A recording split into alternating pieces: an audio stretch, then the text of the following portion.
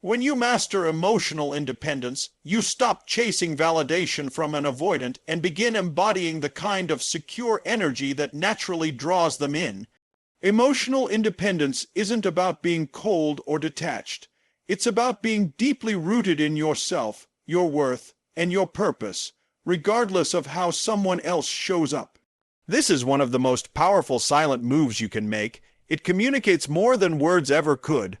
Avoidants are often hypersensitive to emotional demands, even when those demands are subtle. They feel overwhelmed not necessarily by others, but by the internal pressure they associate with intimacy. So, when you stop needing anything from them emotionally, they feel unexpected relief. That relief, paradoxically, creates space for desire. When you're calm, self-reliant, and emotionally balanced, the avoidant no longer feels pushed or cornered. They begin to feel intrigued. Tony Robbins teaches that people are attracted to certainty. When you are emotionally needy, constantly seeking reassurance or reaction, you transmit uncertainty, and that triggers an avoidant to pull away. But when you are grounded, when your happiness is not tied to whether they text back or validate your worth, you become a source of stability. And stability is rare in the emotional world of an avoidant. Your silence when they expect a reaction tells them that you're not like everyone else. It tells them you're not here to be rescued, nor to chase or beg. You are already full. This silent signal resonates deeply with an avoidant because it challenges their assumptions about intimacy always being draining or suffocating. Think about the emotional frequency you're broadcasting. When you are self-full, filled, focused on your goals, friendships, passions, and peace, you vibrate at a level that is self-possessed. You're not emotionally leaking, trying to pull energy or attention from them. You become a mystery they want to solve, not a problem they want to escape from. Robbins often says that people will do more to avoid pain than to gain pleasure. For an avoidant, closeness can represent pain, but emotional independence represents peace. When your energy stops representing neediness, it stops being painful for them to engage with you. Instead of chasing closeness, you focus inward. You develop your own momentum. You pursue fulfillment in ways that have nothing to do with them.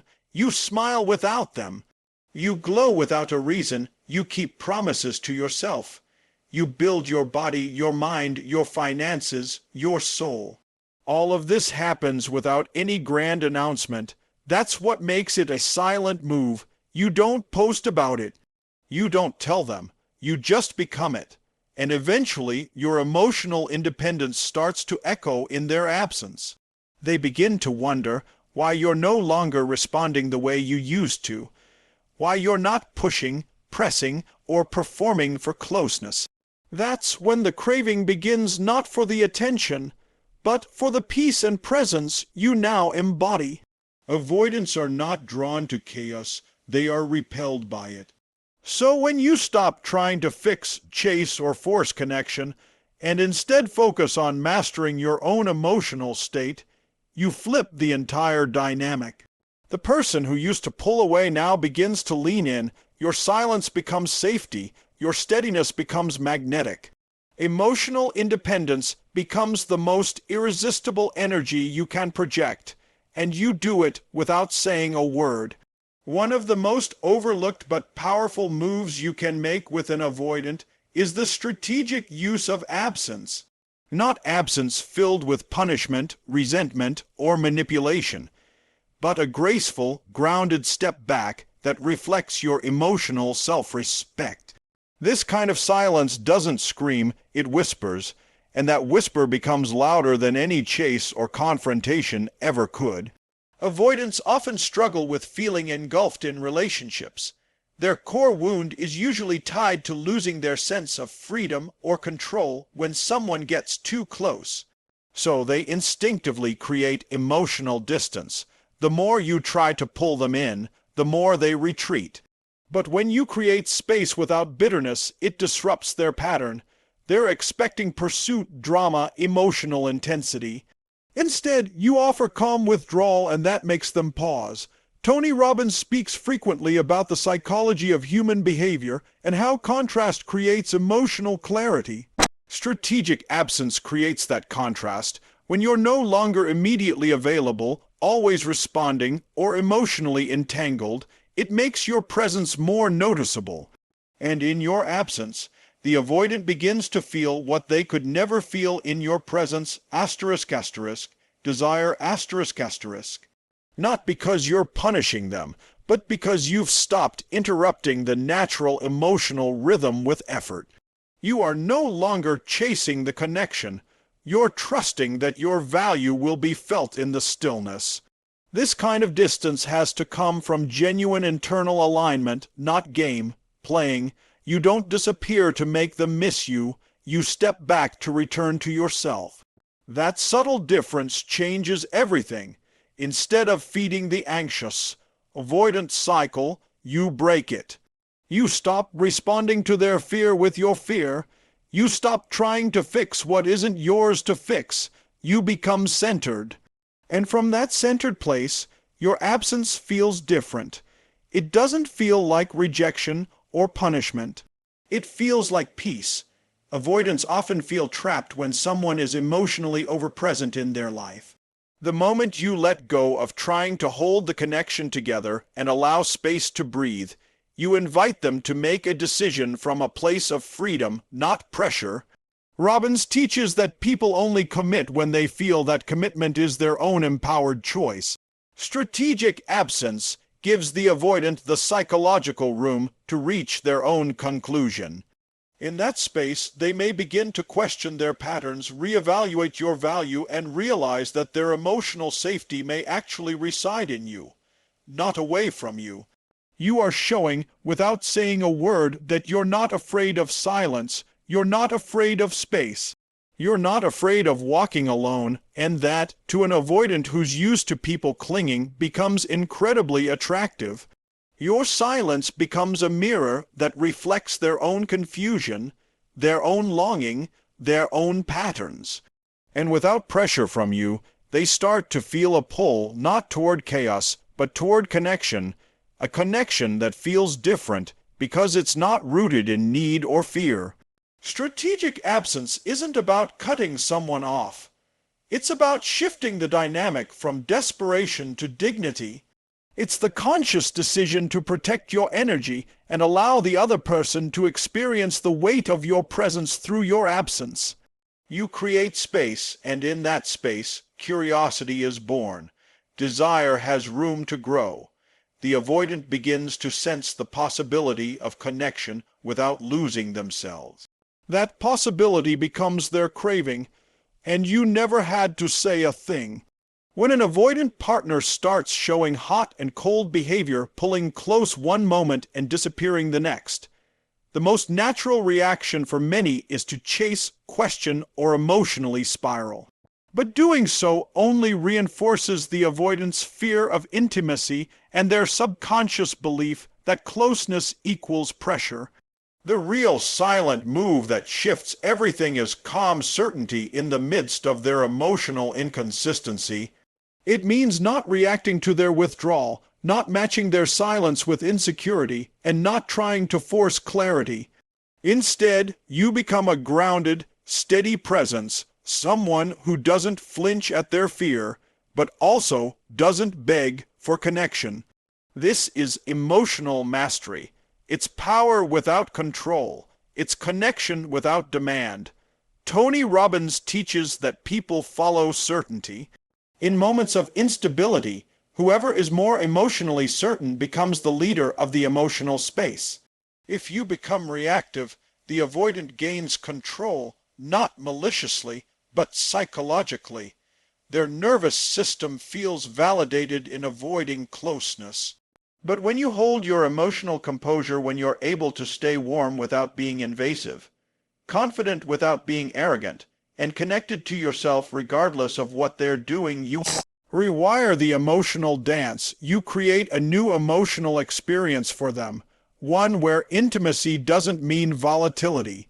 One where presence doesn't mean pressure.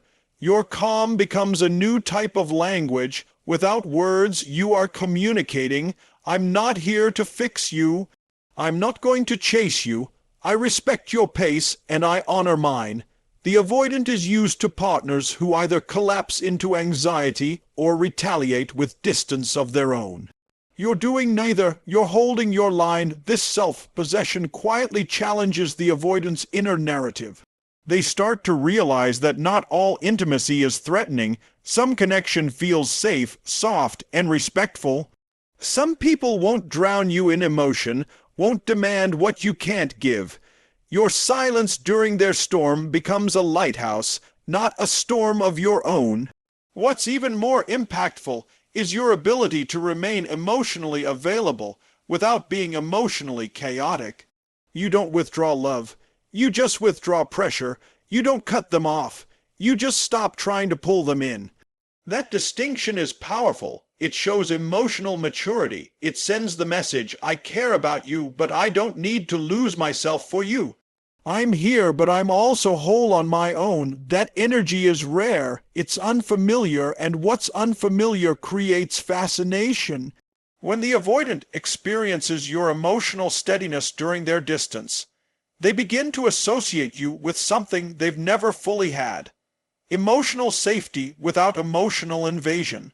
You become the first experience where someone doesn't punish them for needing space, where silence isn't manipulation, where love isn't weaponized. In that space, their nervous system starts to relax. They begin to feel less threatened by closeness, more curious about it. And all you've done is stay calm. All you've done is not react. Your silence in the moments when they expect drama breaks their pattern. Your internal peace becomes more magnetic than any external performance. You're not trying to change them. You're showing them through your actions what secure love looks like. You're not rushing them toward commitment, not cornering them with expectations. You're simply standing still with strength. That stillness creates the craving, not for attention, but for the experience of being with someone who doesn't panic. That experience plants a seed in their mind. What if love didn't mean losing control? What if it meant peace?